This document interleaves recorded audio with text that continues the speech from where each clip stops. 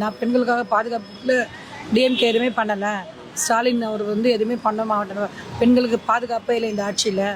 அவங்க வந்தால் தான் பாதுகாப்பு எதுவுமே கொடுக்கல. சிறுமியை பாலியல் வன்கொடுமை பண்ணுறாங்க, இங்கே பண்ணுறாங்க. இப்போ வயசானவங்களா இருந்தாலும் விட மாட்டேன்னா ஒரே கம்ப்ளைண்ட்டாக வச்சுருந்தாரு. இப்போ இவர் ஆட்சியில் மட்டும் என்ன நடக்குது? இப்போ ஒரு 10-15 நாள் கூட ஆகலைன்றாங்க. பாலியல் வன்கொடுமை தானே. 10 வயசு சிறுமியை அவங்க பண்ணியிருக்காங்க. எல்லா பேப்பரில் வருது, எல்லா நியூஸும் பார்க்குறேன். ஆனால் அதை பற்றி ஒரு வார்த்தை வாய் திறந்து கூட பேச மாட்டேன்றாரு. இப்போ மட்டும் ஏன் பேசலை? இப்போ பேச வேண்டியது தானே. இப்போ வன்கொடுமை தானே. எப்போ இருந்தாலும் அது பாலியல் குற்றம் தானே. அது பெண்களாக இருந்தாலும் குழந்தைனாலும் ஒன்று தான். முதல்ல பேசினவா இப்போ ஏன் பேச மாட்டேது? ஏன் நிருபர்களாக ஏன் பத்திரிகையாளர் ஏன் சந்திக்க வேண்டியது தானே? உனக்கு தைரியம் இருந்து நீ வெளியில் வந்து பேச வேண்டியது தானே. வெறும் இந்த இதில் ட்விட்டரில் மட்டும் போட்டுட்டு இருந்து இதுலேயே இருந்துட்டா எப்படி? அது செய்தியாளர்கள்லாம் நோண்டி உண்மையை கேட்பாங்க. அந்த உண்மையை சொல்ல வேண்டியது வரும். ஒன்று இல்லைன்னு ஒன்று முரண்பட்ட சொல்லி தானே ஆகணும். செய்தியாளர் அவங்க தான் வந்து பிரபலப்படுத்துனதே இது. விஜய்னு யாருன்னு காட்டுறது தான் ஃபஸ்ட்டு காட்டினதே அந்த சன் டிவியில், அந்த மாதிரி டிவி அவங்க எடுத்து போட்டு தான் இவனோட படத்தை எடுத்து போட்டு பெரிய ஆளாக்கி காட்டினதே அவங்க தான். கடைசியில் அவங்களுக்கே நீ பண்ணுற சரி ஓகே, அது உங்கள் இதுன்னு வச்சுக்கோ. உன்னை பிரபலப்படுத்துறதே பத்திரிக்கையும் அது மாதிரி தான்.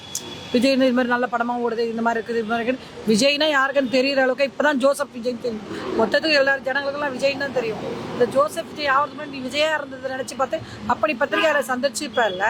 என் படம் ஓடுறேன்னு சொல்லி முன்னாடி ஏதாவது போடுங்கன்னா எப்படியாவது ஒருத்தரை பார்த்து சந்திச்சு பேசியிருப்பல.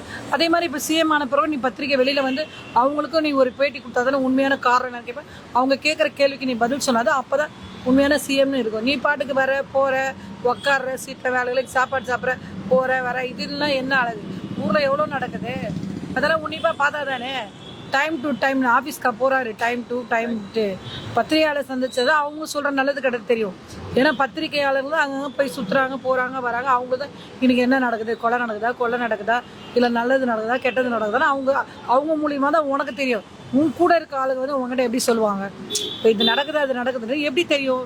நீ ஒரு பத்திரிகையாளர் செஞ்சால் இது மாதிரி நடக்குது, நீங்கள் என்னங்க பண்ண போறீங்க, என்ன நடவடிக்கை எடுக்க போறீங்கன்னு அவங்க கேட்பாங்க.